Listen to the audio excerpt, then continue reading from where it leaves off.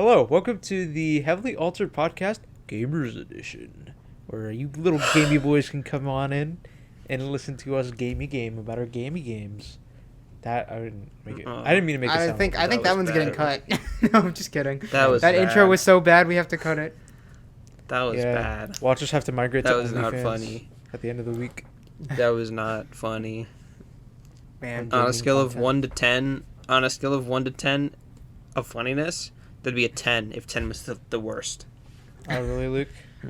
On a scale of perfection, from 1 to perfect, you'd be like maybe an 80 or 84. Perfect. A 1 to perfect? What is perfect? If 100 was okay, anyway, no. We're not derailing, Luke. I will not let you derail this podcast. You've done this too much. We're not doing this time. Rule number 1, no derailing. No derailments. No derailments. Rule number 1. Rule number 1. No. No. He's trying to do it again. You're doing it. I know what you're doing. Okay, so welcome to the Gamers Don't Edition. talk about Fight Club. I hate this so much. Rule number 1, get on the streets. Start sticking your thumbs out. Get in strangers' cars. Okay. So if you need to contact Luke, he is on Parler at Lucas. No, I'm just kidding. That political section is probably the next podcast. Like a hitchhiker. Yeah. We got it. So yeah, we're all on Parler. At us, please. I think that's the future of social media. Is Parler. I actually downloaded it as soon as Apple took it off the App Store. We have to stop talking about this. This is something that would go in our other podcast. Okay. Gamers, don't leave. We're not on games. Parler. We're going to talk about games. We're going to talk about games. So, we're going to talk about games. Okay, I thought you were going to talk about the first topic. I thought Luke was... genuinely, I was about to laugh because Luke was about to take charge of the conversation and actually direct us in the right direction, which was like, how out of character. No. And then he just stopped. No. He just stopped to confuse us. I don't know. What's on our topic list? It may be a new year, but it's still the same Luke. Okay, so... That's fair. All right. It's been a new year for 12 days. Let's save the first topic for a little while. The first topic for a little while? Which is the first topic? Okay, so this one's not really... topic? Okay. Imbiganda Dones. Which is the first... It's Imbiganda Dones. Yes, we're skipping that one. Yeah. Imbiamba Jones. Or Imbiamba Jones. Imbiamba Jones. Yeah. If you haven't seen Gus Johnson's impersonation of Indiana Jones, go check it out on YouTube. Super funny. It's pretty funny. But anyways, I wanted to skip that one. Okay, so I'll talk about the first one. Not really gaming news oriented. It's not really. So during the summer, me and my brother played the co-op Halo games from the Master Chief Collection, and we try to do the legendary, which is the highest difficulty on there, because it's you will wear with honor. It's co-op is usually you're at an advantage because unlike the single player where you die, you have to get reverted to a checkpoint. If one of the people die in the co-op, then the person that's alive, if he just hides where there's no enemies, then the other person respawns again. So you don't have to revert checkpoint. So what if they both die? Then you go back to the checkpoint if you die at the same time. Okay. So just making sure. Yeah. So then you get an advantage by that. And we did this with I don't think we did Halo 1. We did Halo 3. We might have done Halo 4. I don't remember. And then we did Halo Reach and ODST. And so when we got to Halo 2, we tried doing the legendary playthrough. Oh my god, dude, that game is impossible to play on Legendary. It's literally impossible. Yeah. No, it genuinely is. I've seen this online. I'm not the only one. I was like, is this really supposed to be that hard? Because it's one thing if Halo 3 was just as hard. But Halo 3 is not that bad on Legendary. Halo 2 was borderline unplayable because what happens is not only does it happen where if one of the people in the co-op dies, it reverts you to a checkpoint. So it doesn't do that thing where if you hide. Yeah. So if one person dies, then it reverts you to a checkpoint. Not only that, each enemy that's not a grunt, which is the lowest form of enemy, are just bullet sponges, bro. And you run out of ammo instantaneously once you do that. It's you basically have to just scour around. And not only that, is if you just get hit once, you die, basically. And there's sections in the game where there's snipers, jackal snipers, and there's a section where it's in a corridor type thing, and there's gonna be snipers, but you don't know when they're gonna shoot. But the thing is, as soon as they shoot you, you're dead because it's instant kill. So if they just hit you, you're dead. So you don't even know where they are until after you realize, oh, and then you have to basically trial and error and figure it out. So it's I feel like it's only meant for speedrunners now. I can really play it. So that's why I was wondering because I think Halo has mastered difficulty relatively now since Halo 2. Like, I know Sure. Halo 3 is pretty streamlined. Mm-hmm. Halo 4 was decent difficulty. Like, it wasn't too hard, but not too easy at the same time. And then, Halo 5, I don't know. It's a cluster. We don't really talk about Halo 5. But with all that, it's like I'm wondering, because games back then, I think we're a little spoiled, right? Like, Daniel, you were talking about years ago how when you were playing Prey, you were just like, this game is just insanely difficult because you're just ammo poor and there's all that stuff going on. And I felt like I was on one of the easy. I think I was just on normal, and I felt like constantly running out of supplies. Constantly, it's like I didn't want to spend the whole game scouring every single piece of loot in an entire room that could be this massive room. It's like it could take me 2-3 hours just scouring for loot in this room when I could be moving on to something else. So yeah, it did feel like that. Continue what you were saying. Yeah, so I just wonder genuinely because games have gotten so much easier now since then. Like if you just play any games now, like it's way easier to play any games. And like even then, Halo 2 was like not as hard as probably some of the NES games or SNES games, where like you die in one hit and you have to go all the way back to the beginning. Think about Mega Man. Is that the right thing I'm saying? Mega Man or Metro Man? No, Mega Man. Metro Man is the other. Metroid is probably what you're Mega Man? Yes, that's what I'm trying to think. I'm sorry, I don't know. I didn't play these games, but I don't know what it is. I think it might be that game where if you get one hit, whether it be from a spike or whatever type of enemy or obstacle, if you take one piece of damage, you instantly get reset to the beginning of a level, right? So the entire objective is to not take any damage at all, and it's super brutal. Same thing with there was this game in the NES that I saw called like Ghouls and Goblins. Basically, the whole premise is you're this dude trying to like rescue this princess or whatever, right? But you only had 2 hits basically. So when you get hit the first time, if you get hit the next time, you die. But then you get sent all the way back to the beginning. It takes like a while to beat the game, right? So it's a really hard game. And then once you beat it, they're like, "Wow, congratulations! Now to truly save me, you have to beat this level or beat this game again." So you have to you have to replay it again in order to like get the true ending or whatever back then. So clearly games have gotten very easy. So I wonder now is it a legitimate criticism now to say games are too difficult, or are we just being pansies whenever that's the case? Definitely think it is, because then like it's just relative to what we've played before. Like if you're like if it's like 50 degrees outside, you're gonna be like, oh, I'm cold. But then if some guy from Minnesota came down and it was like, this is pretty warm, you're just a pansy, you'd be like, oh, that guy's an asshole. Like, why would I listen to him? Here's what I would say. His experience is different to mine. So, like, that's my thought. Yeah, I agree with Luke, and I think some of it comes down to the fact that, like, there are more games now, and people have potentially more responsibilities. I don't know, you could argue the other way around. But I would say you have more things to do now. And so whether that be other games or other responsibilities, such like that. So if you can't spend like hours and hours and hours and hours every single day for months at a time on a single game like you used to, because there were only so many games you could play and only, so many things you could do. Right. So I guess my point would be if something was too difficult back then, you could just keep playing until you got good at it. And now it's like, oh, I want to move on to a different game.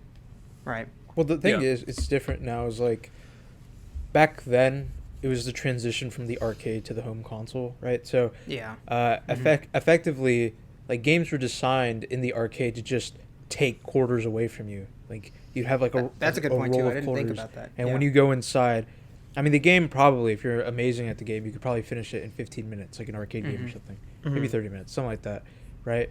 But the premise is especially so difficult that you have to keep putting quarters in. And so when they adopt those into like the home console setting, when you have effectively unlimited quarters, right? Like I think the difficulty lies in, okay, so this game's like 30 minutes long, but these kids are spending games have also were really expensive back then too. They're like, I think adjusted inflation, they're like they were like $100 for like a cartridge or something. So it's like, right. I might be wrong on that. I'll look it up now. See what I get. But effectively, like with stuff like that is, okay, so we need to make it seem like it's stronger. So okay, let's make it harder. You know what I mean? Like so that effectively they're getting their money's worth with the hours they're playing, because it's going to be ludicrously, not ridiculous. Oh, I thought you were trying to say ridiculous. I was trying to combine, ludicrous and ridiculous. Yeah, ludicrously long, or ludicrously difficult, so that they just spend more and more time. Especially when you're a kid, you have so much of a tolerance for this stuff where it's like you just continue over and over and over again. I looked it up. An NES game and this is just from IGN.com. An NES game in 1990 cost on average about $50. That's $89 in 2013. Your $70 N64 cartridges in 1998 would be the equivalent of $100 today. So yeah, there's been quite an inflation between those. Anyways. So people, like myself included, I was complaining about the $10 price jump. It's probably going to happen with these next generation console games, but they've still been relatively the cheapest. $70, right? Yeah, they've still relatively been the cheapest they've ever been. But I mean, I don't know. I think it's a little weird with that because I understand why cartridges take more time to make, or are more money, because cartridges you're producing requires a lot more materials than just a disc. And now that you don't even need a disc at this rate, like I feel like you should just trim off those margins completely, so that you don't have to pay the wholesalers and like the retail stores if you can just buy it. You're not paying for the production of the disc, or the box, the plastic box it comes in, or the packaging. You send it on a truck that has to deliver it to some place, and then that company that store you're delivering to, they're charging you a fee for selling their item there. It's like, that's why these prices are like $60. It's like if you cut all that out, as Naimur was pointing out, you could save a ton of money and stop charging people $60 for a game. Yeah, but they don't want to. I mean, to sort of get back on track about the whole difficulty discussion thing, we kind of I do want to on a tangent about game prices. So, because I wonder, it's like there's a huge fan base, or at least an interest in difficult games now, and I kind of see myself part of that. Especially like I think Cyberpunk. When I was playing Cyberpunk. Like, at first, it was on the line, where it was, like, it wasn't too hard, but it wasn't too easy. And then when I, like, leveled up my character and got, like, a weapon that did, like, ridiculous damage and upgraded it, it's like, this game was just, like, I was just flying through it. Just one shot, one hit. Like, it was, like, just tearing through. Same thing with, like, Rockstar games, right? Like, except that's, like, just the entire time. Like, the old Rockstar games were difficult, but they were, like, difficult because they had really crappy controls. You had to do, like, stupid stuff. Whereas, like, now... they're just ridiculously easy. You just blow by enemies. You just blow by whatever you're supposed to do. Well, I like it because it's in that case it's more realistic, and I think that's what Rockstar is trying to go for. Is if you get a few, just 2 or 3 hits on a person, they die. That's what. Yeah, it's but like what about you? Life. Especially, you don't really die that easily, though. Maybe multiplayer, but not in the campaign. That's true, but you're the protagonist. This isn't Tenet, bro. Because plot shielding, is that what we're doing here? Well, no, it makes sense because. Especially in like Red Dead 2, they're going for a very kind of cinematic experience. So it makes sense that like enemies die in droves, but you don't. You're not supposed to, because you're supposed to live through the whole thing. Yeah, but I mean, I'm not saying like I'm fine with, because the story is just so gripping with those games that I'm fine with it not being that difficult, and like kind of gives you the suspension of disbelief that you're like the one in power. You're shooting up a storm, but like. At the same time, I wish there was an option like, Fallout 4, where there's like the ultra hardcore mode, where it's like, oh, I need to eat constantly. I need to, I can only sleep in certain places, or, at night, like, it's just harder, and certain things have a weight to it, like stuff like that. Like, I wish to a degree that there'd be something like that. And I don't think we talked about this in a aired podcast, but in a, like, in a trial podcast that we did when I was talking about Metal Gear Solid 5, where the way they do difficulty is super interesting because it's not like a hard encoded system or like just way, but rather it's more so for you to adapt to your gaming style, right? Adapt your gameplay style, so changing it, right? So if you only do headshots, right, or like let's say you're a pacifist and you only do like headshots to knock guys out, which is instant incapacitation, right? Then all of a sudden all these guards will start wearing helmets, right? And so it kind of forces you. I mean, you can kind of get headshots, but you have to be a certain angle now, and so it kind of forces you to either be up close, and then maybe if you're only up close now they're wearing body armor, so it's not as easy to take them down.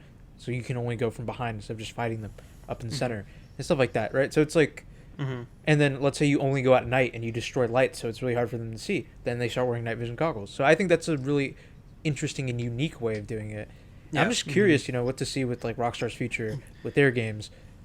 With that, but like it's just I think to a degree I want some difficulty, but I don't think there's very few games that really tiptoe that line between like challenging but also doable. You know what I mean? See, I like Fallout 4 survival mode because it doesn't like it makes it much harder, but it also keeps it within the bounds of realism, right? So you take a lot more damage, but so do the enemies. Mm-hmm. Or you have to eat and drink, but it's not like so much that you're like gonna be overweight, right? Mm-hmm. You know what I mean? Yeah. You don't like eat yourself into a stupor. So it's like realistic. You eat 3 times a day. You drink probably 6 or 7 times a day. You have to sleep you don't have to, but it gives you the warning for sleeping about every 16 hours or so. And you both take more damage. There's less ammo. I like that. I like that it's more realistic without making it, or I like it's more difficult without making it completely ridiculous. Like a lot of those survival mods do, right? If you see like Fallout 4 Frost or what's the New Vegas one? Fallout 4 or Fallout New Vegas. It's like Rust or Dust or something. You literally have to be eating like constantly and drinking constantly. Yeah. It's that is just kind of ridiculous to me because there's no real point in that. Yeah, but then your guns also act as weight, or like your bullets are also weight now too, and stuff like that. Yeah, that sucks. Yeah, that I was just thinking, we're talking about difficulty, and I was trying to think like, because when I think of difficult games, I think of Cuphead, just because that's a game I've played that I consider difficult, and what I'm realizing is I think for a lot of people, just like story or gameplay style or maybe even franchise or who's producing it, whatever it is about a game, there are certain things that draw people in. And so I think there are, to a certain degree, games that intentionally make themselves like difficult or easier, and that's their whole thing, where it's like if you don't like difficult games, then don't play Cuphead, right? So maybe the issue with difficulty in games is just like we haven't found all of the games that match our difficulty. But I think that's also why a lot of games have the options for different difficulties, because if you didn't, then it wouldn't be you wouldn't reach a wide enough audience.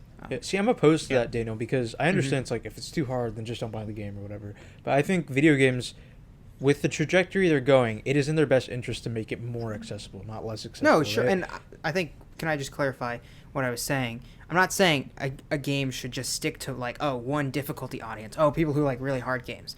I'm just saying some games are intentionally branded as that. Like, this is just the hard game. Or, this is a really easy game, but it's all about your imagination. Or this is a game that's like in between. You have options, but it's about story. You know what I mean? They're just different ways. So it's about what the creator wants. Like that's why I object to people saying that like that Red Dead 2, for example, is contradictory to its own message, that it wants to have a narrative-driven story, but also an expansive open world. That's stupid, because that's what the creators wanted. They wanted a movie-like,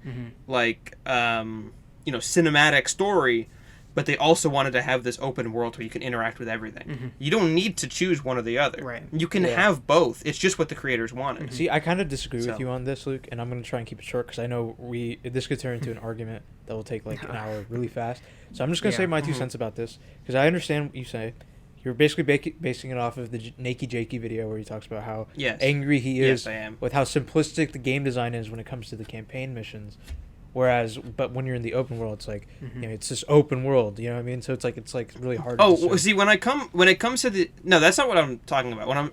When it comes to the actual mission design, I do agree that it is very, very linear. There's like zero choice. So, Naimur, do you remember the mission where like you're standing on the edge of a cliff and you have to jump off it? Do you remember that? Yes. I saw a guy try to do a quick draw and kill all the bad guys that are surrounding you. And there's just one invincible sniper at the very top of the cliff that's like above you, and you just can't kill him. I think that's just ridiculous. Yeah, like how much extra effort would it take to like program one cutscene, one like 15-second cutscene where like your companion or whoever's with you is like, oh, well, that wasn't the plan. Oh well, see you later. Well, I think the idea is if you have to have invincible snipers to make sure the character does what's right, then maybe you should just not do that. You should rethink the design of the level altogether. You know what I mean? Like, I just think it's kind of poor game design in a way. Like, obviously, I understand they're trying to make like a cinematic moment where you jump off this cliff and it's like really cool, but like at the same time, I think games need to understand in terms of what they're advertising, right? Like, I wouldn't have an issue with this if it was like Last of Us, right? Because Last of Us does not argue. This is why I get so mad when they talk about how they hate Last of Us because, you know, if it didn't happen Which part? in a cutscene, like in the games, like if it didn't happen in a both of cutscene. them? Okay. Well, maybe Sorry, both of them, but particularly the second one. Where That's it's what like, I if was it didn't asking. happen Okay. in a cutscene, then technically it doesn't count, right? Or it's like there's one specific instance in the game. I'm not gonna try and spoil it, where you have to press like square to like beat the crap out of somebody, right? To interrogate them and to death, right? Yeah. And you know, a lot of people are just like, do I have to do this? Like, do I have to? And they get mad. You know, it's like we should have a choice. It's like, but the game has not been advertising that's a choice. It's not your story. You don't need It's to the have a main choice. character's story. Like, Yeah. no, yeah, that's what I'm saying is that you don't Yeah, need but to the have thing a with choice that if is it's different- if it's the design of. Yeah, so I think in Red Dead they shouldn't have let you have gameplay at the edge of the cliff. Like, why would they do that if you can't shoot your way out of it? That's not my issue. Is that, you know, when it comes to Last of Us, it's not like my Ellie is different from your Ellie. It's just Ellie. You're just watching play, or you're playing through her, right? Whereas in Red Dead, it's my Arthur versus your Arthur. Who's You the can protagonist, customize- right? But not really, because It is, though, because like- Arthur is the same person though. Not He necessarily. might be wearing different clothes or have a different haircut or have a different Yeah, but like how he hairstyle, acts, you could but he's choose still the to- same person. Yeah, but you could choose to do low honor and just antagonize everybody. You could just shoot up every single place you go to just for fun, right? But that It's doesn't like- mean Arthur is a different person fundamentally. It just means But that it the kind of choices does he though. By makes are definition, different. it kind of does. And then it also comes to like, you know, how you choose to bathe them and stuff like that. You know what I mean? So like there are advertising these things in this open world system, right? Where it's like, go hunt. You need to eat. You need to feed your horse. You have to bond with your horse. You have to do all these things right in the open world, and that's great. I love it in the open world. Like, it's really cool.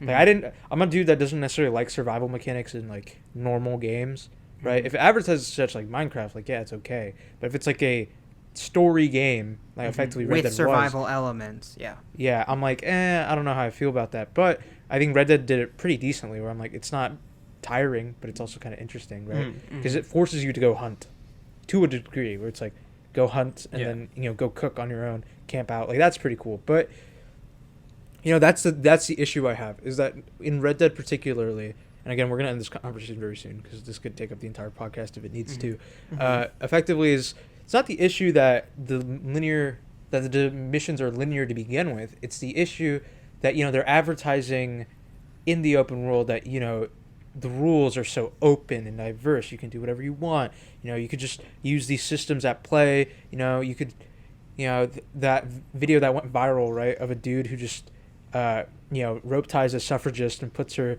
in the lake for an alligator to eat her, right? Like, the game doesn't tell you to do any of that. It's just, it's a system playing naturally, right? Like, that's cool. Give me 1 second. I think I had a knock at the door. You guys keep talking. Okay. Well, okay. Well, But obviously. then why does the story sequences have to be the same thing? Why do they have to also be that? Because like it's, that? I think you just create inconsistency with the rules when it comes to that. You know what I mean? Where the player doesn't necessarily understand, okay, so this isn't a mission, so that doesn't fly what I do in the open world. You know what I mean? And again, also, what do you call it? I do not condone throwing suffragists into a bayou for alligators to eat. I'm just saying it's cool that the systems can come into play for anybody, where you just rope up somebody, put them in a lake, and then an alligator can just grab them. You know what I mean? And the game doesn't tell you any of that. But then why can't the story sequences just be linear? Be more linear? Well, again, why I'm can't just saying, the story be separate from the open world? I'm just saying Is the what I'm- rules is what are I'm asking. inconsistent. So the problem is when Not you're in really. If you separate the story from the open world, but then you it's don't though. You then do they're- understand that, right? Like the But whole you do camp have to, system, but the whole camp degree. system and everything. in right? any RPG game or any open world game, you have to separate the open world from the story. Luke, what I'm saying is, okay, when you make a game, there are rules, right? Just by definition in engine, anything, there's rules, right? You should accept certain rules in a game, right? Even if it doesn't necessarily match real life, you just know, right? So it's like, you know, like in Breath of the Wild, if you just fly away, or if you just put like something on top of a tree trunk, you can make a camp there. Like, these are just rules you know, right? And the game shows you these rules in a way, right? The problem is Red Dead shows you all these like open rules when it comes to the open world, and they have missions that tell you about how open they are when it comes to hunting, when it comes to fishing, when it comes to, you know, camping, all the stuff. Like, these are missions in the game, and camp missions too, right? Like, you can hunt and play dominoes and whatever with these people. But the problem is with the missions themselves, the rules are inconsistent when it comes to that, right? Like the wanted bounty system is Yes, completely different. because it's a Rockstar game. Like almost Yeah, if you and I take think a that's look a at huge it, like flaw. almost no, listen, almost every Rockstar campaign mission is a tutorial. Yeah, to a degree. Right, I noticed that while I was playing GTA, is like almost every mission was a tutorial for something. Mm-hmm. Like kind of. they all taught you how to do something, like how to raise or lower the crane, the scooper thing on a bulldozer. Mm-hmm. Okay, that was like stupid. Raise That's or not lower. like that's not actually a game system. You know what I mean? It's kind of stupid. Where it's like, but it still is. It is. You can do that in the open world. So like almost every Rockstar campaign mission is a tutorial for something in the open world. I understand that to a degree. Like no. So you need to take you need to take like the hunting mission with Charles in the first chapter. That's a tutorial for how to hunt in the open world. Yeah. Right. Yeah, but then the thing is the rules that are supplied in this game, right? Where it's like wear a mask to get into town, right? And then shoot your way through. And if you just leave and no cop sees you, then you have no bounty, right? And it's like this whole thing in the open world. It's like if I plan this out correctly, like this will work. But then the thing is, in the game, there's a mission where you like rob a bank, and then in that sector, it's you're wanted, dead or alive, no matter what. So you can't even pay the bounty off effectively. So it's like it's like inconsistency in the rule books there. I'm not saying the story is bad. I'm not saying the missions themselves. Well, when are does bad. that happen? When does that happen? Valentine curious. robbery. You know what I'm talking about?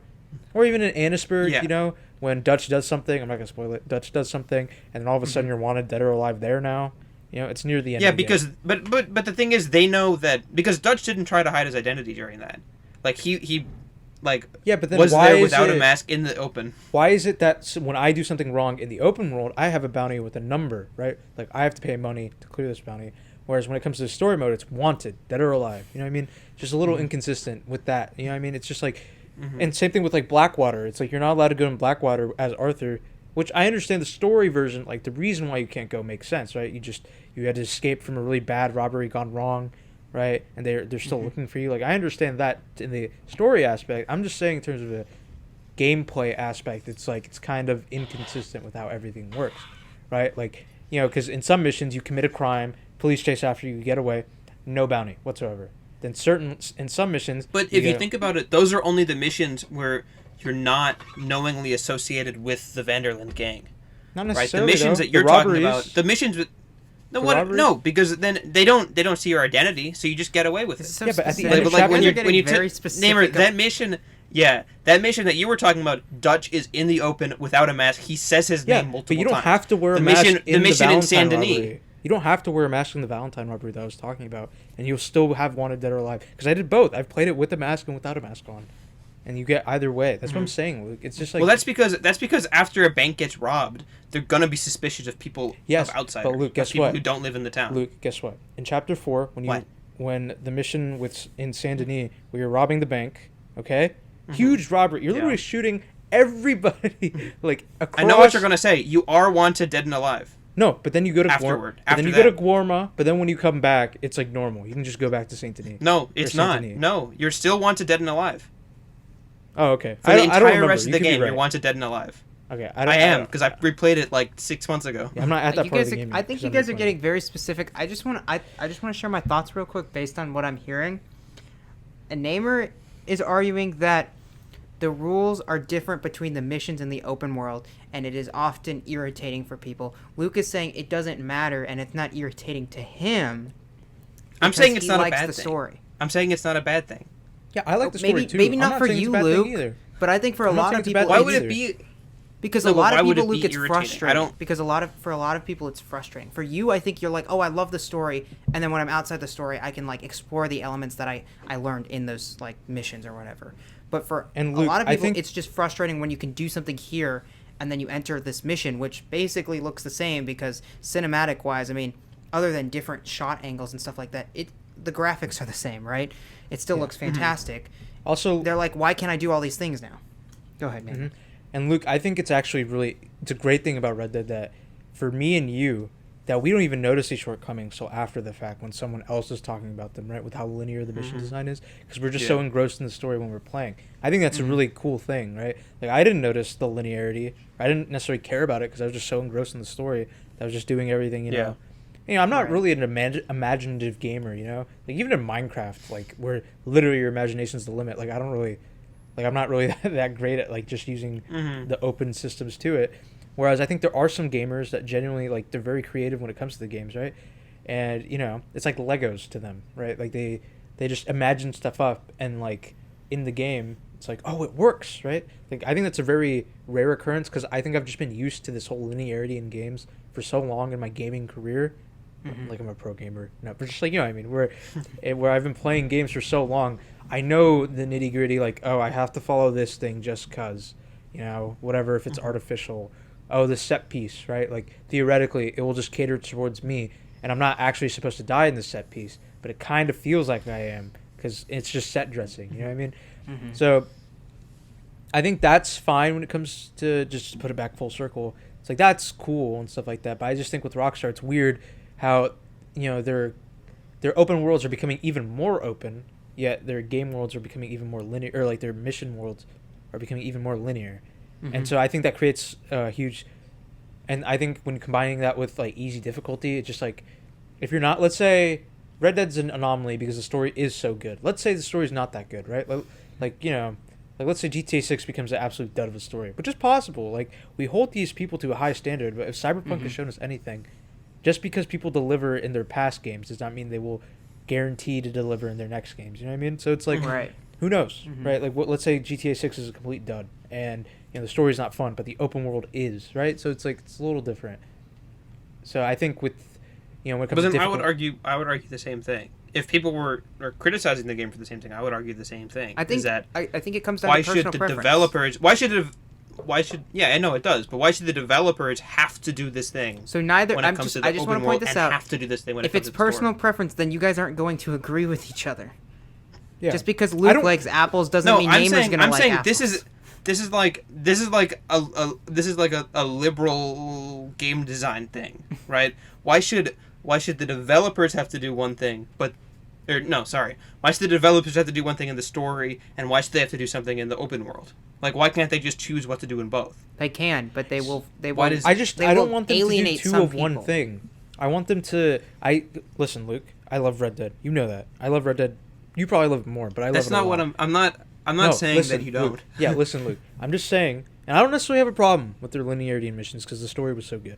I'm just saying, it's some of the time I just don't like when game developers are trying to give me like a light experience of the other genre and trying to go headfirst in the other ones, right? So Rockstar, it's like they're fully open world in one aspect, and then they're trying to become very linear, like Last of Us, Naughty Dog-esque in their missions, right? And even Naughty Dog, I get really annoyed by this in Last of Us Part 2. There's a section in the game where it's just pretending to be a small open world hub for you to explore. I'm like, why? What is the point of this? Like, I want to continue doing this whole corridor thing. Like, I don't care about this whole, like, I'm gonna have to visit them anyway.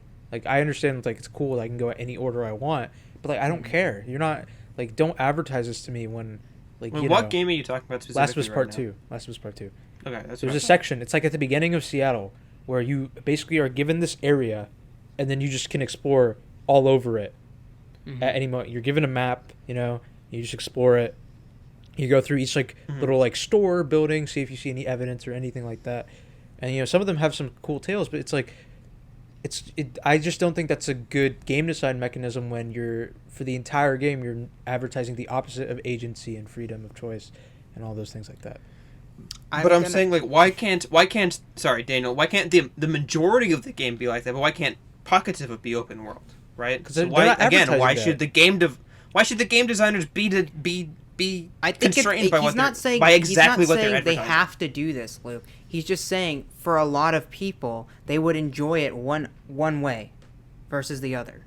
Probably also, it makes me wonder why should the developers be constrained by that? Because they have to make a game. They don't have to, but they if they want to make money off a game and they want to produce a game that more people will enjoy, then you probably want to go with the majority opinion.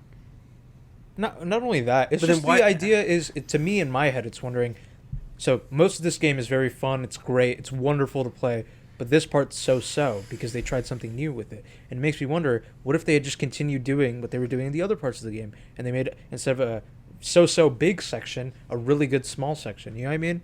Like, and think about it, like, it took time and effort to develop this whole open world thing, right, in Naughty Dog's thing, because they don't make open world games.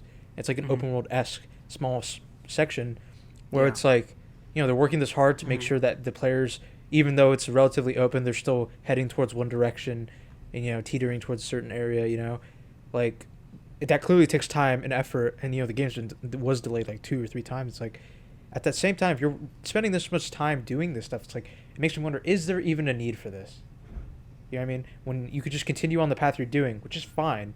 Like, I'm fine with having... Right, but if you're arguing that doing this would have made it better, that's not a bad... I agree with you. That's your right to say that. But you shouldn't say, they should have done this, or they had to do this. No, I think it's cool that they experimented. I just think part of it, because they're going through this message of, like, they're clearly showing that Ellie is going to do her own thing in the game, and you have no control over it whatsoever, right?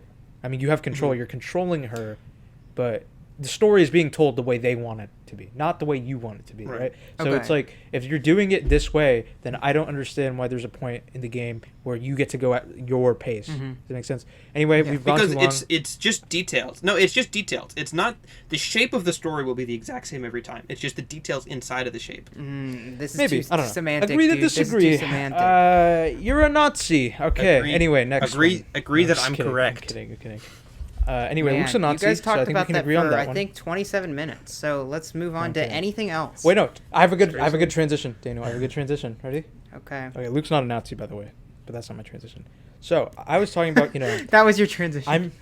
I'm not a very imaginative gamer, right? So when it comes to these things, like, I'm fine with linearity, like in Rockstar games, right? Like, I don't really care. Oh, wait. First of all, I think we should agree that people that say, like, oh, Red Dead should have been less linear as a whole. That's just stupid.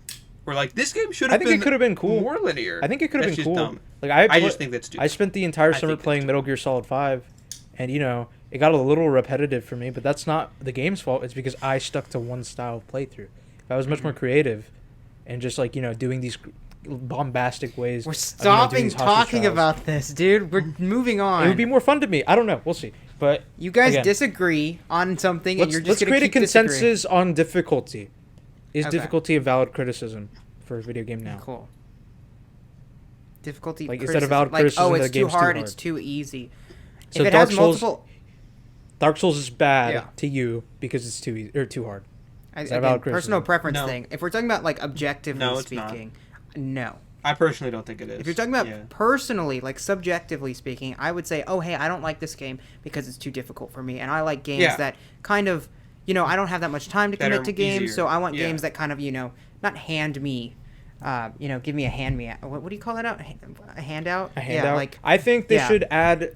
I think there should be easier modes in there. Like, I wouldn't be opposed if Dark Souls had an easier mode in it. You know what I mean? Like, a lot of people get mad about that. They're like, no, it's completely destroys what Dark Souls is after. It's like, I don't think so. Like, because at the end of the day, it's more people playing the game that you love, right? Like, what's the issue with that?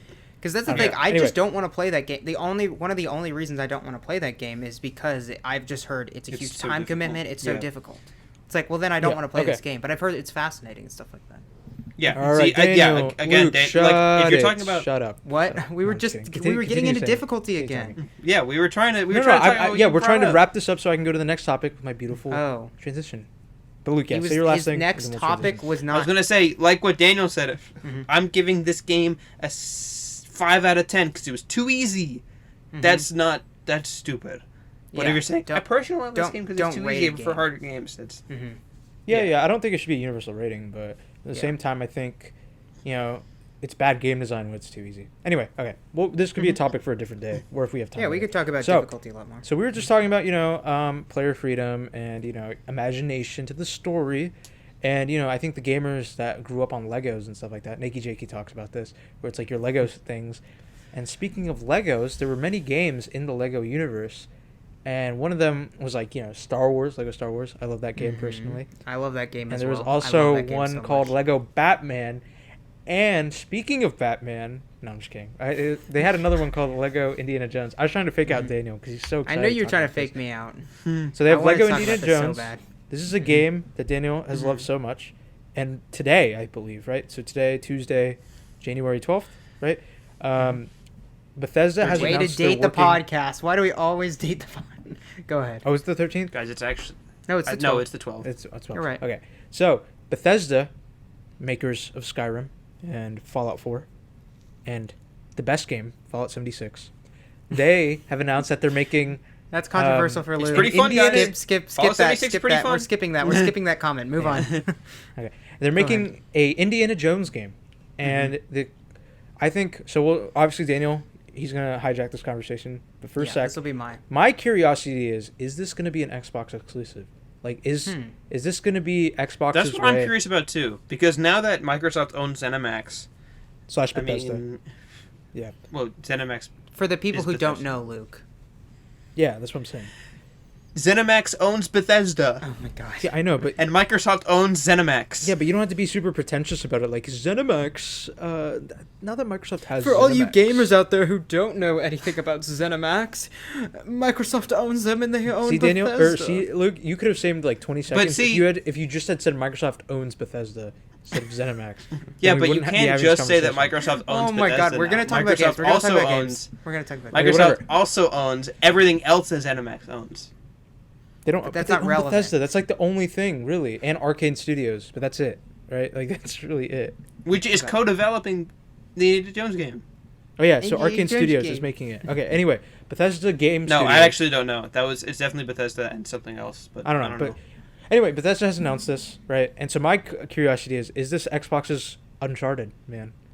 Like, is this their foray? Because PlayStation I haven't players really thought about for I haven't years really were thought like, about that. oh my god, Uncharted is like the best. It's the most biggest breakthrough in games, myself included. I love Uncharted. The series is pretty fun. It's like an Oh. action movie as a game. The other brand, And so I'm by the way, curious.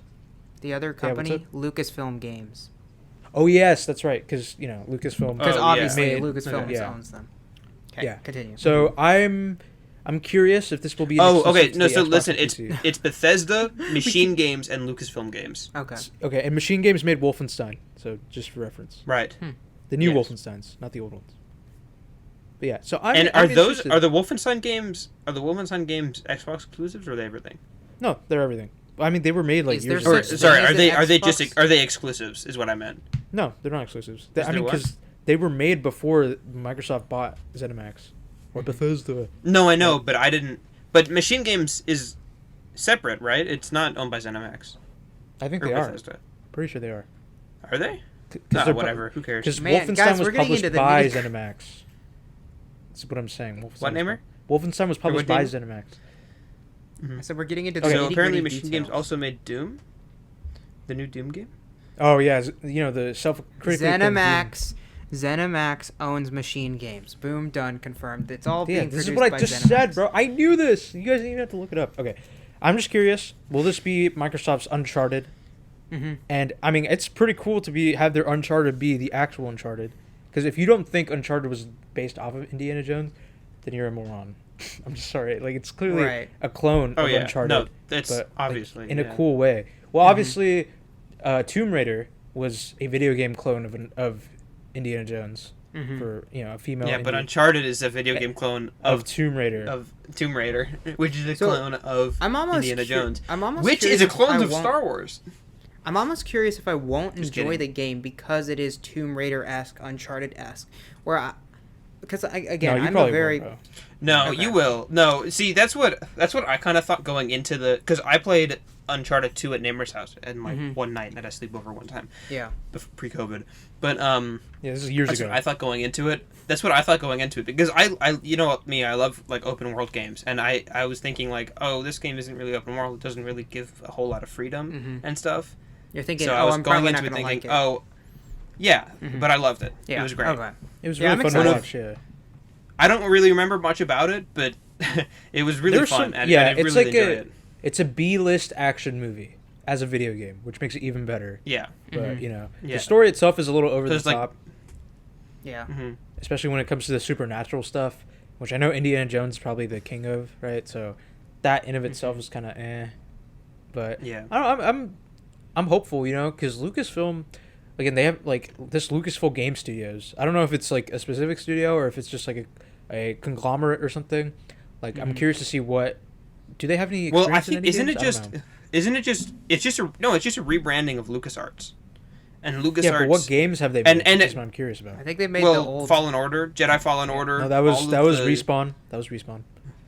Yeah, but Titanfall developers. Lucasfilm now Lucasfilm Games now like Respawn is not technically- Lucasfilm Games though. Here we go. You no, guys but ready? now it Things. technically owns Fallen Order and stuff. Luke is right. Yes, It's Daniel? Luke is right. It was originally LucasArts, and I mean they made everything from The Secret of Monkey Island in 1990 to Star Yeah, I Wars heard it's a Knights good of the game. Republic to. But they didn't though. BioWare made that. That's what I'm saying. Like they might Are have you sure? Yeah, published but It's the same.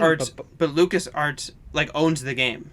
Yes, so they're the Developed publishers by- of the game. Like, They're it's not their the game. developer. Yeah, they're But the it is their publisher. game. You're right. They are the publisher. I'm sorry. Okay. sorry. Those are two separate things. You have to understand that publishing and Yes. developing are two separate things. So Okay, whatever. Just say- But they still made the Force Unleashed games. They made the Lego games. They made whatever stupid They game that was that published Daniel the Lego said a second games. ago. They just published them? No, Or they actually LucasArts developed them? published the Lego games. They didn't develop them. either way, I am Legos? interested. I don't know, man. I wanted to Machine talk about the games, Lego you know. games, but Okay, yeah, we'll get into Lego games. For a Yeah, sec, you're but good. I'm excited overall, interested. Oh, to a degree, because who knows when this game will ever come out, right? Like they showed that PNG image of Elder Scrolls 6 like 3 years ago Yeah. or 2 years ago. Or, no, yeah, it's 3 years ago at this point, and I don't even know if they've actually begun development on it or if it's like how far they are. Yeah, in but to development. be fair, that's Bethesda, and we all know Bethesda isn't the model right now. Yeah, and then same thing with Starfield. Like, who even knows what is the development on? We don't know any gameplay. We don't even know what the game's about. Like, I'm just confused. right. So, Yeah. who knows when this will come out? Maybe it will come out when the next Xbox and PlayStation come out. But if it ever does come out, I'll be interested because Wolfenstein seems pretty fun. I've heard it's really funny Yeah. and fun. Like, I heard it's not critically acclaimed, but I don't Mhm. think like this game is supposed to be that. It's just like Indiana Jones.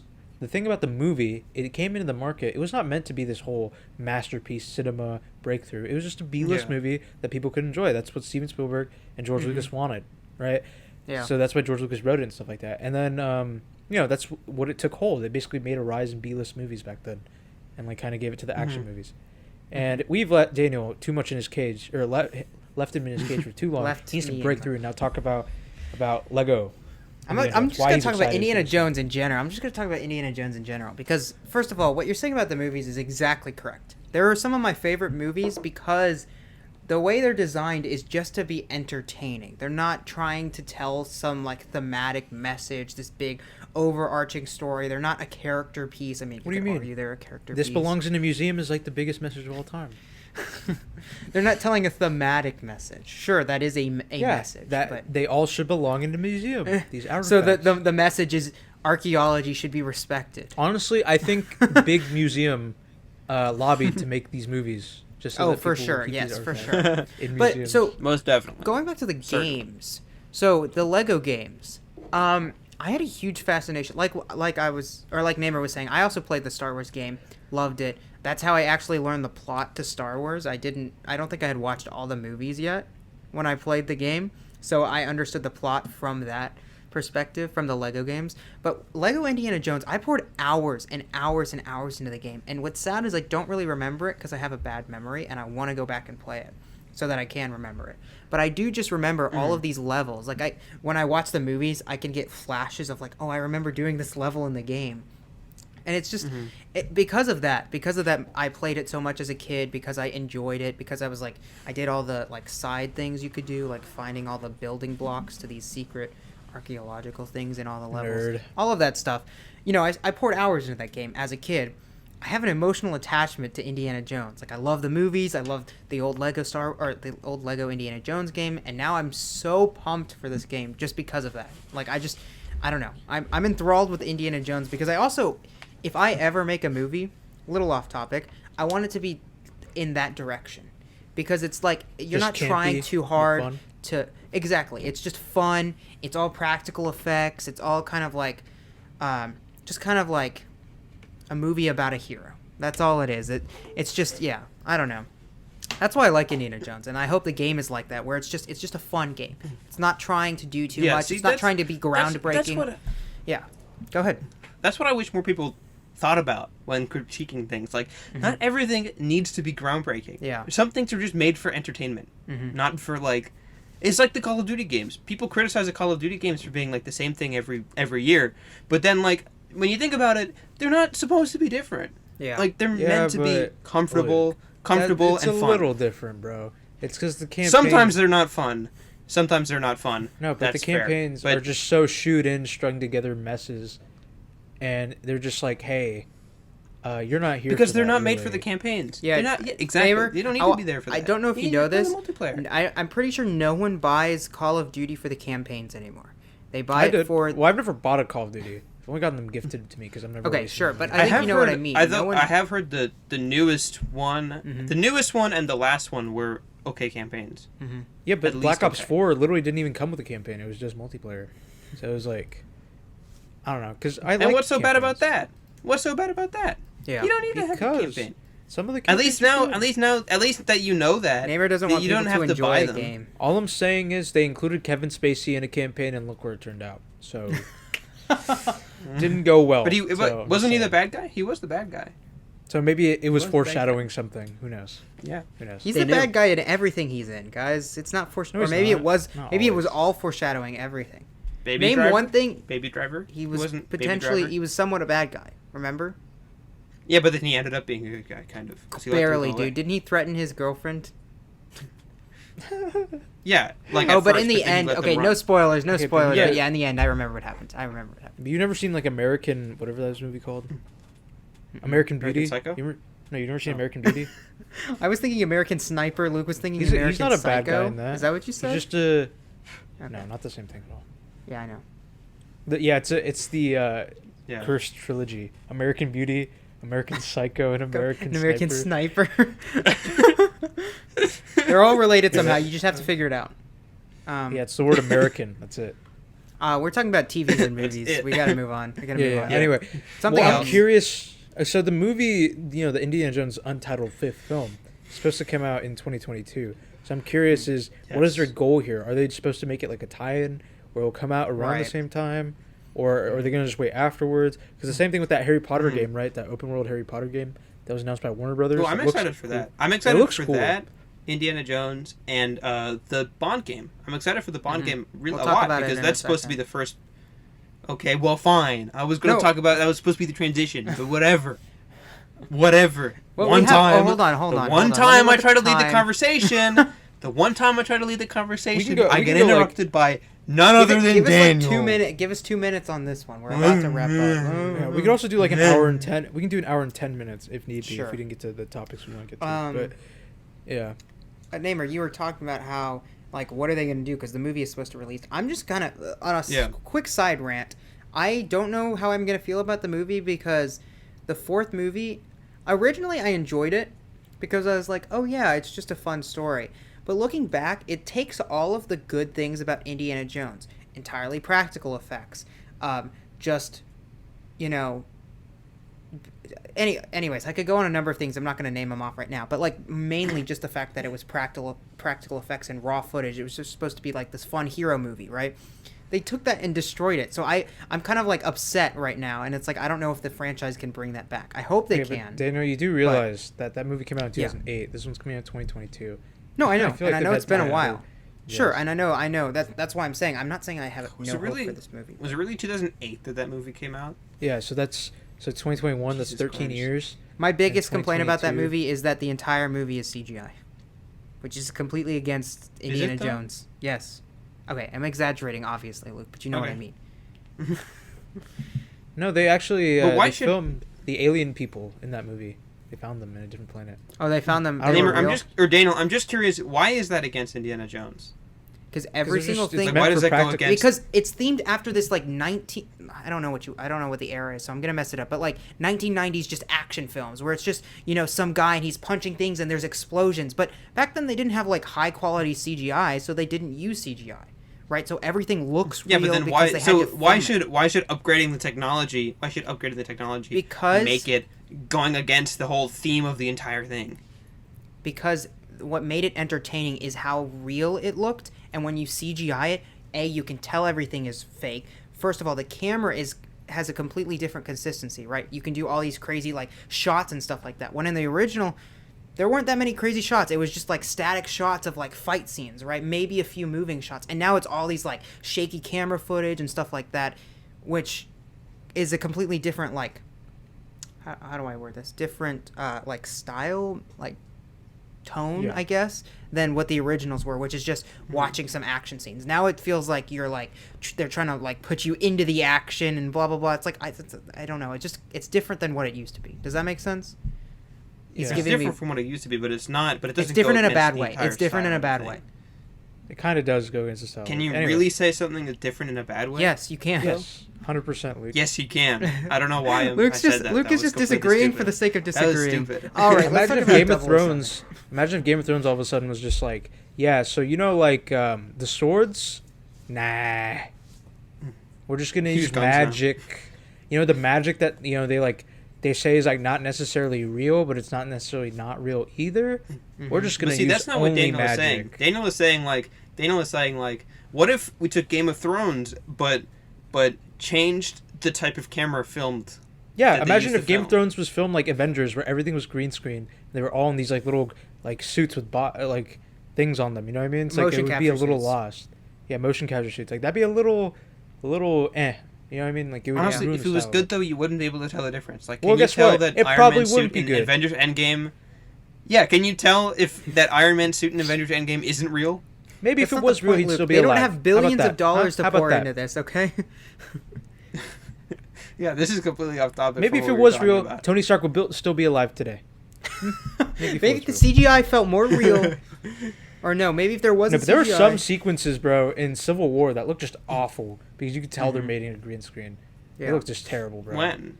I'm just curious. The airport fight scene when they're just like standing off. It's like you can tell it's green screen. It looks terrible. And then it's like that wasn't green screen. That was it was. It they was were 100% green screen. It's just the No, people weren't there.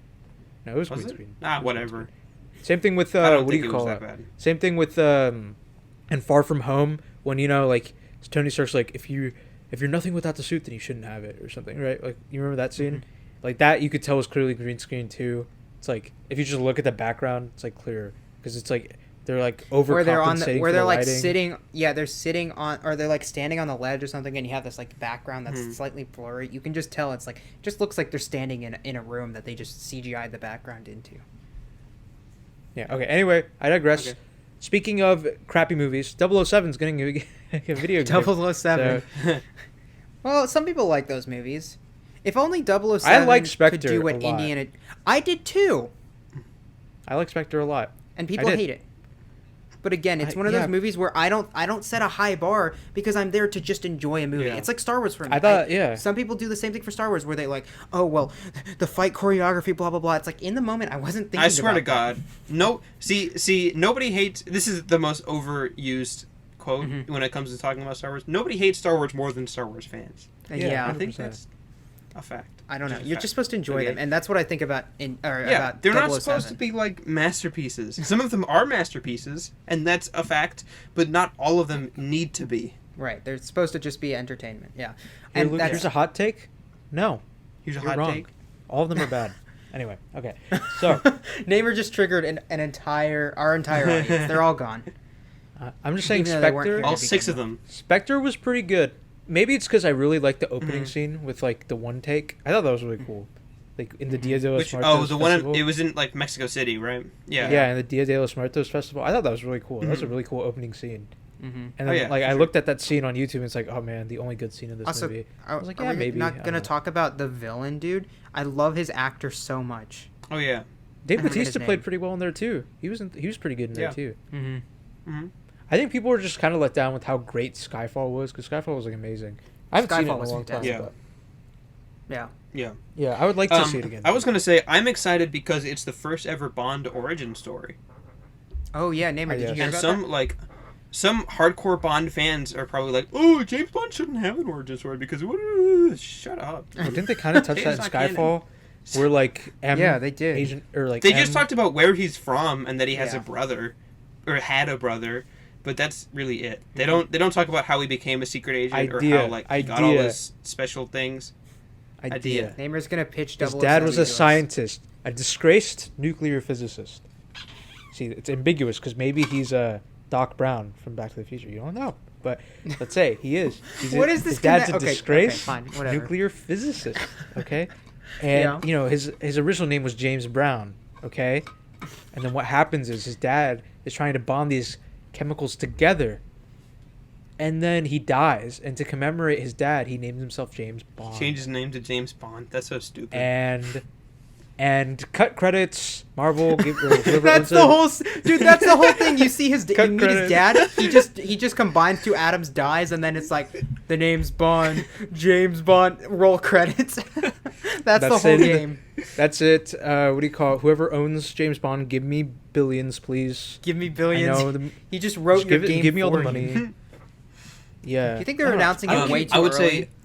Sorry, go ahead. I would say when it comes to the Bond games, or the new Bond game, singular, the thing I'm most looking forward to is seeing more of IO Entertainment stuff, or IO Interactive, right? Oh, they're making that's cool.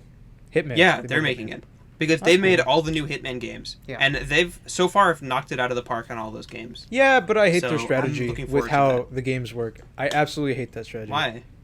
It's Why? only 6 maps, and then you have to pay for like DLC. I don't know. It's kind of whack. Yeah, I understand that's fair, but there's replayability in it and all that stuff, but it's like, you know what I mean? It's just kind of cheap. Especially the first one was like super episodic. Like they fixed it with the second one, where the second one just comes with all the maps. But I looked at the leaks for Hitman 3's, and it just shows like 6 maps, and it only shows like 2 different locations from last time. Like I think it's a different area in those areas, but it's, I don't know. So bottom line is, I'm probably not going to buy Hitman 3 until it goes on sale for like $20 in like 2 years. So Yeah, it's probably what's going to happen, honestly. But they're good games. I generally like Hitman. But here's the thing about James Bond. I think a lot of people are just like looking for that thing to overtake GoldenEye 007, like on the N64. Here's a thought. I don't know. I wasn't born when this game came out. I was like -3 years old or something. I've never played it or seen it probably. So yeah, continue. I was You've probably seen it. But everybody, you know how everybody talks about like the first-person shooter that like revitalized gaming or whatever. Oh it's yeah, like I know. The inspiration to like Call of Duty and all that. Well, the game sucks. It just generally sucks. Like, I think everybody holds nostalgia too high for it because the NES or the Nintendo 64 controller sucks. It's one joystick. Oh, you're right. Like, I have seen this game. Okay, never mind. Yep, continue. Yeah, it's. I think a lot of people just loved the memories of the couch multiplayer.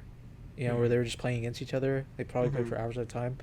So, I just think the only way they make it somewhat similar is if they just basically do a Call of Duty clone, which they did. They made like a remake of it in like the early 2000s or late 2000s. And it's just a Call of Duty ripoff. So, right. I don't know. Maybe like I would like Rare or somebody to like do something like that where it better have like a killer multiplayer mode, something like that. And like I don't know, the origin story or the story mode might suck, but who knows? Honestly, who cares? I'm just annoyed about people announcing games that aren't anytime coming out. Yeah, it's annoying. I was about to ask that. That was my question I asked earlier. Go ahead, Luke. I want to see gameplay every time you review a game. I was gonna say, or at least an actual trailer. At the least, an actual trailer, not just and like in the Indiana Jones game, it's just a pan over like a journal and then the whip, and that's it. That's the whole thing. I want to see anyway. gameplay. I want to see gameplay if you're going to reveal the game. Yes, I'm tired of this. That's what I was going to say. I'm tired of this.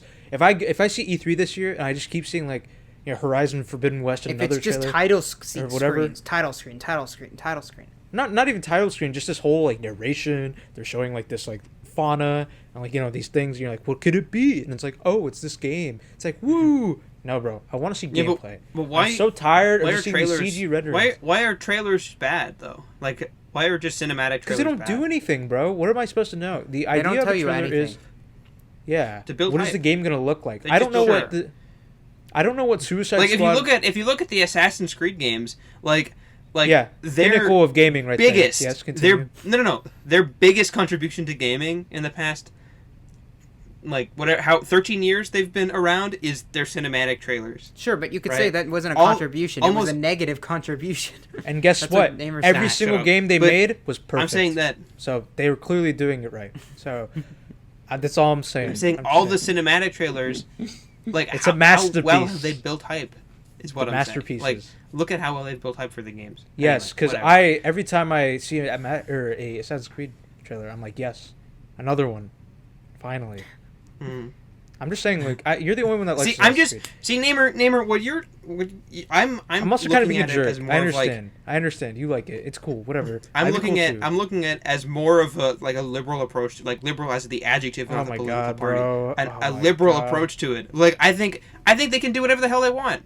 Who cares? Yeah, they can. As long as the game is okay. This is my opinion. You're like they shouldn't do cinematic trailers. They should make it more linear whatever. Bro, Bethesda's not going to listen to this podcast and be like, that one kid, like that one dude saying that we should just show gameplay. He's right. We should just do that. Like obviously they're going to continue this thing because they don't care. Mm-hmm. Obviously not, but these are still your views versus my views. It's just so annoying. I'm just year saying, in and year we out, have you barely fundamentally see any gameplay of anything and you just see trailer.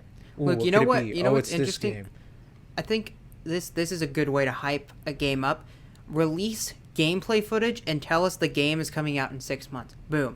Instant hype, dude. Instant hype. People are crazy. They're like, 6 months? I'm ready to buy the game right now. Give I'm us going a to go pre-order timeline, it right bro. now. Or I'm tired of them announcing a game and they clearly have no idea when the game's going to be finished. Yeah. Can we agree? So we can agree. Like the Elder Scrolls 6. They shouldn't release a game until they know when it's going to come out. Yeah. Or they shouldn't announce a game until they know it's going to come out. I don't want to see a GTA 6 trailer. Yeah. I don't want to see a GTA 6 trailer and see no release date. It just shows. Like, that's what they did for GTA 5. I don't want to see that. Because we've been waiting like 8 years for this game, 10 years for this game. I mean, technically 4 or 5 years if you're counting the time for Red Dead 2 in between Rockstar's games. But, like, don't do that. Like, you better show a release date. Or at least a window, bro. Fall 2084. Like, whatever. Or even just a year. At least I know when to expect Just a year, dude. Like... No, I know that's a stretch. Like, but at least something that's not telling us, like... You're gonna, like... Because what I don't like about the 007 and Indiana Jones trailers, if you can even call them that came out, it's literally just, like, a picture. Or a short video where it's like, ooh, look at this thing. This is reminding you of this character. That's it. Doesn't tell me anything about when the game's being released, how far they are into production. They could be releasing this like what they did with Cyberpunk 7, 8, 10 years before they're supposed to. Not, you know what, I'm exaggerating. You can make a CG rendering. I'm so proud of you. I do agree with that. But when it's like a cinematic trailer where it actually shows like anything happening, then I'm fine with that. Honestly, it's just building hype. Another hot take. It's like Go ahead, Luke. Sorry. Then I'm gonna yell. Because it's just like a teaser trailer for a movie. It's like you see like I can't think of any teaser trailers right now, but like when it's just panning over a table with stuff on it, that's stupid. It's funny but that when you it shows say like that, Luke. actual things happening. It's funny that you say that, Luke, because teaser trailers are always made after the movie's already been made. Yeah, honestly. So like with games, movies are a little bit different. Yeah, I know movies are different. I was just thinking that's kind of funny. Because you know exactly... No, it's like they say the exact release date that they're going to come out, right? And then maybe they'll delay it like a couple months. But like it literally says like January 29th, 2028 or something like that. Or some crap like that. And so, I just... honestly, the thing I'm most tired about, I don't want to see a single CGI trailer of a video game ever again. We are at the point where graphics look decent enough where you could just show the game. You mean like in engine? Yes. Yeah, okay, I'm so tired of the CGI. No, I agree. That's a very fair. I don't want to see a launch trailer that's just this like CGI rendering of what the game, whoa, that looks so cool. Like Halo does this, Mass Effect did this, Battlefield does this, Call of Duty sometimes does this, Last of Us Part 2 did this. Like, bro, just show the game. I don't care about the CGI rendering. They should definitely show in-engine stuff. That's why I like Rockstar trailers, because they do that. It's because they actually show like in-engine footage. Yeah, right. And then like God of War's live or CGI trailer looks so gross. Like the character, like the boy in the game looks nothing like the boy in the the boy in the trailer looks nothing like the boy in the game. And it's like they do all these random like cool like effects. I'm like, this is not what the game looks like at all. I don't care, bro. No. It should be considered like misleading marketing, or what do you call that? False advertisement. False advertising. There you go. Well, they probably put. Well, I wouldn't say that. I wouldn't go that far. Gameplay experiences maybe because you go into it you go into it knowing it's a CGI trailer. Okay, that's fair. That's fair. But it wouldn't be false advertising. These are the ones that are commercials, though. Is what I'm saying. They're like TV spots. This is what it is usually. But I want, if Grand Theft Auto, when they release the trailer, I don't want to see coming sometime. I want to see a year, and I want to see a time window. I want to see either fall or whatever 2022 or like spring 2023, something like that. Like I don't want to see any of these things. Yeah, see, I'm so tired of it, bro. I think I think as gamers, we need to stop this. We need to stop this idealization of studios and stuff. Right? It's like we saw that with CD Projekt Red and Cyberpunk. Is like people are like, oh, CD Projekt Red is so good and da, da, da, da. No, but Bethesda had my respect. Like that's one of the few things I liked about them was we've been. I remember, like you guys were not as deep into Fallout as I was when they announced Fallout 4, and then at E3 they showed gameplay, and it's coming out in November, like basically 4 months later. Yeah. It's like or 5 months later. Like wow. Like, that is what I want from every game. I'm tired of this hype BS where it's just like, hype trailer. You got to build hype or whatever, yada, yada. It's like, no. Like, gamers are smart enough. And, like, Grand Theft Auto is one of the biggest franchises, period, right? If people just know a new Grand Theft Auto is coming out, they're going to go buy it no matter what. Like, it doesn't matter. So it's like, with all these games and stuff like that, just like, what is the point of announcing this crap? Like, I don't understand. Even for smaller games, if you think about it, announcing a game 3-4 years before it's going to be released, no one's going to remember you. No one is going to remember that short CGI, 30-second trailer that you released that really just has a title screen at the end with the name of your game. No one's going to remember that in 3 or 4 years. You're going to have to release something else anyways to remind people. So it's like, I don't think you're doing all that much. Maybe they think they're doing us a favor by like letting us know what they're working on, but it's like, I don't know. And E3 is effectively dead now. E3 is effectively dead. Because of coronavirus, I think the future of E3 is in limbo. I don't think they're going to have any live press conferences anymore. I think they're just going to do videos. Yeah, honestly, each studio should just do their own thing. No, I don't think that. Like, I'm fine with Microsoft holding a bunch of trailers, but the problem is they're just so weak, and they're just trailers about future projects that I don't know anything about. Like, like with Obsidian, when they did that Avowed trailer, I don't know what that game's about. Well, it's probably going to be an RPG. I don't know anything about it. It's like, why are you showing these trailers? I don't care anymore. I just want to see gameplay. Like, that Suicide Squad trailer for Suicide Squad Killed the Justice League. Like, it was a cool trailer, but I want to know what the gameplay is like because, the people that made that game don't, like, I forgot who they made it. Rocksteady, they haven't made a game since Arkham Knight. Like, I want to know. Like what's the gameplay going to be like? You say there's going to be 4 characters. I need to see what it's going to be because if it's going to be like Marvel's Avengers, bro, it's going to be bad. Also, side note, I went to Best Buy today. I saw Marvel's Avengers in the shelves, $9. Oh, this game came out like 4 months ago. That's $9. How much did it cost when it came out? Yeah, see, Naimur, I don't 60? mind not seeing gameplay. Jesus. It's just I want to see something. Anything. It's like with the Elder Scrolls 6, it's just the Windows XP background. That's so stupid. Like, no, I want to see why gameplay. Would they even... I'm really tired. Like, I think people can discern the fact that something is pre-alpha footage or not. You know what I mean? And everything's a workaround. And like, I think people are smart enough for that. And E3 is not meant for fans. It's meant for like investors and all that stuff. That's what it was initially for. It's meant for the press. It's not just meant for fans. But they've changed that now. I don't know. I'm gonna be heavily disappointed though. I mean, I'm fine with Rockstar kind of doing it where they only show the gameplay like 2 months before release. Yeah. But it's so annoying, bro. Just show the gameplay. I'm just saying, I agree with you that CGI trailers are old and they're stupid. We need to do... If pre-orders are available, I should be able to see gameplay. That's a fair point. I should see gameplay as soon as pre-orders are available. Fair. That's definitely fair. Okay, we gotta wrap this up. Luke, any last thoughts? Daniel, any last thoughts? No, definitely not. Daniel, you? I'm pumped for some games and not pumped for other ones.